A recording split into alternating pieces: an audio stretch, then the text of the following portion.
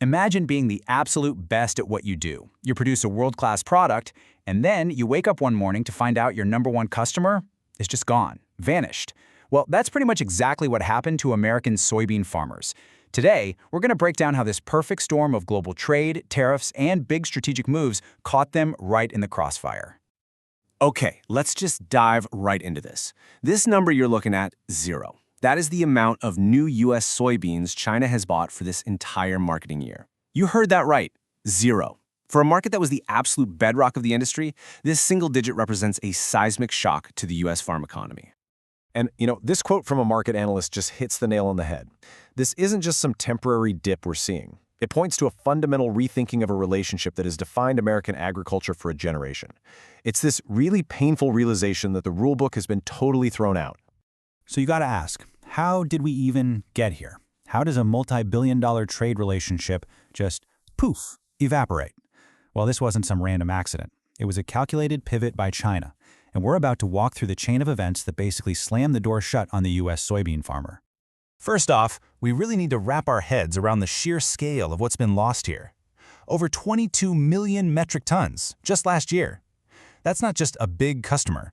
For so many farmers, that was the customer, the one that sets the price, the one that drives planting decisions, the one that provides stability. You pull that out, and you're left with a massive hole that is almost impossible to fill overnight.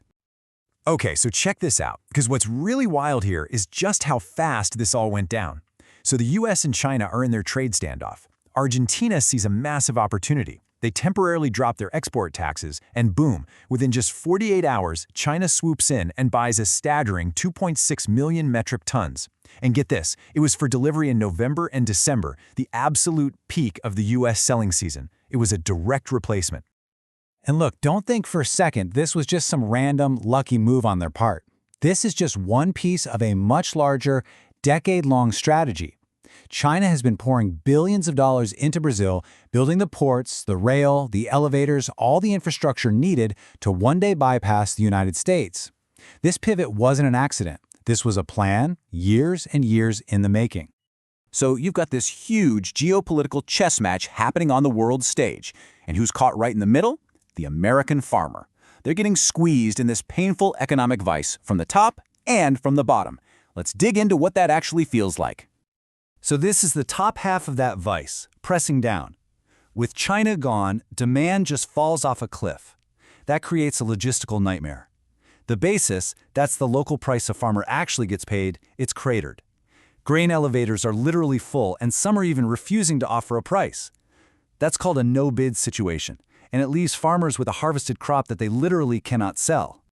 And at the exact same time, you've got this pressure coming up from below, and it is just relentless.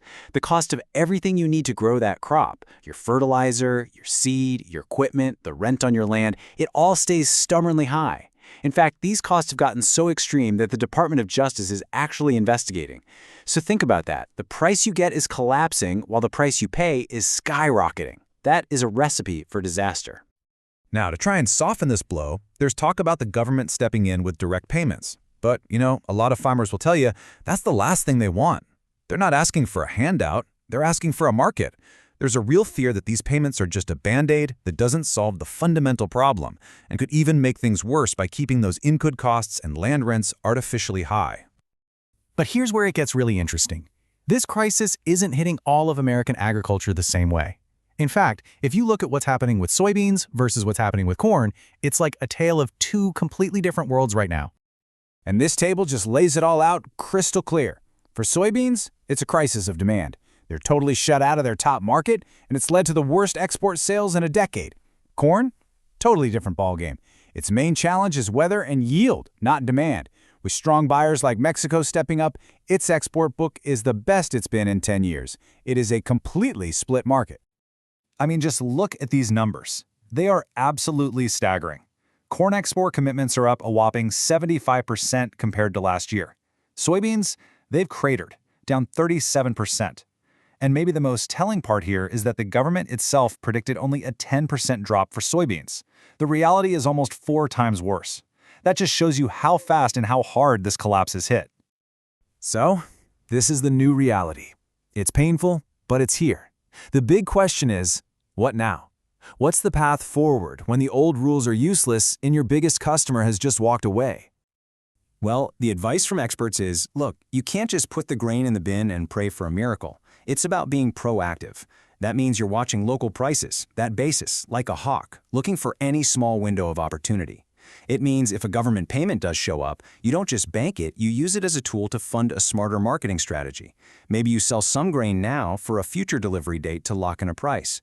Or maybe you sell the physical grain to free up cash, but buy what's called a call option, which keeps you in the game if prices suddenly rally.